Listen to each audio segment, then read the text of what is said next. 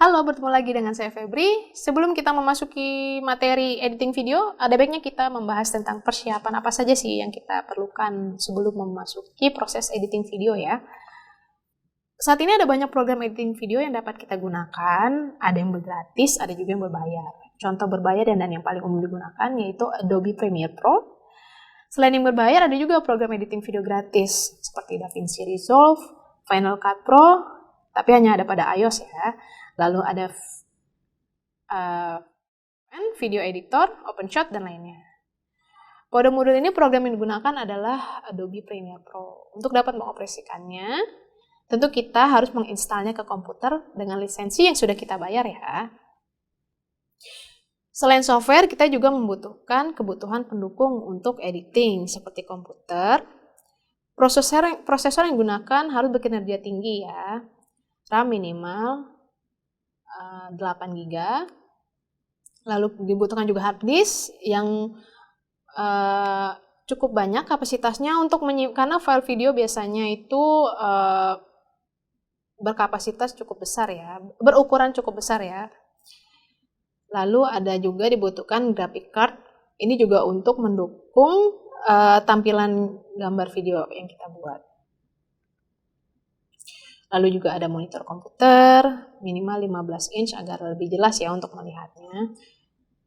Lalu juga ada sound card, ada video card, dan lain-lain.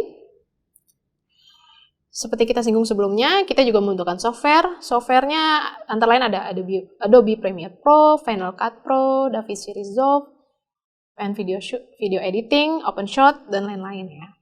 Kita pakai sesuai kebutuhan kita dan sesuai kemampuan ya. Kalau bisa jangan pakai, sebaiknya kita tidak memakai software bajakan ya, karena sudah banyak software gratis yang tersedia. Lalu selanjutnya apa aja sih langkah-langkah editing video? Yang pertama capturing. Proses ini dimulai dengan capturing. Proses capturing adalah pemindahan data analog dari kaset DV ke dalam hard disk komputer menjadi data digital. Jadi kalau teknologi sebelumnya itu video direkam dengan data analog ya, dari kaset DV, jadi diperlukan proses capturing ini. Namun dengan berkembangnya teknologi, proses ini sudah tidak dilakukan karena kamera digital hari ini sudah tidak menggunakan kaset DV untuk menyimpan file videonya, tapi langsung tersimpan di SD card yang dapat dengan mudah kita copy filenya ke komputer untuk diedit. Lalu ada converting.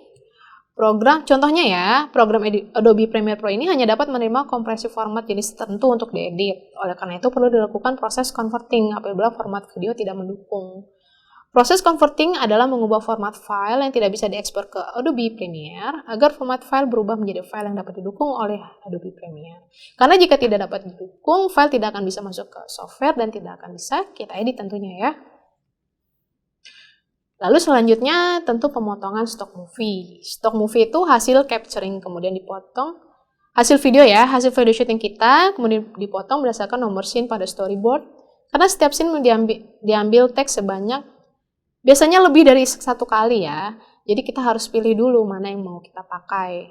Yang paling bagus dari segi angle, komposisi, konten, dan lain sebagainya. Setelah dipotong, kemudian disusun menurut nomor urut scene pada storyboard. Lalu selanjutnya ada compositing. Proses ini bekerja menggabungkan semua adegan scene ke dalam satu kesatuan editing video.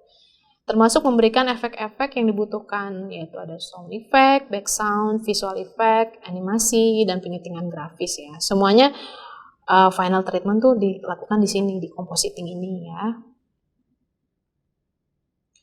Oke, sekian materi kali ini. Kita akan bertemu pada materi selanjutnya, masih tentang editing video ya.